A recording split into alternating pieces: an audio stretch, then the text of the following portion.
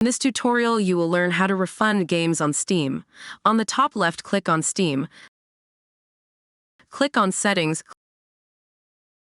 Click on Account Details. Click on Purchase History.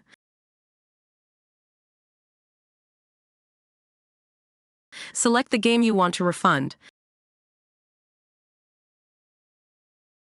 Now we are going to click on I would like a refund.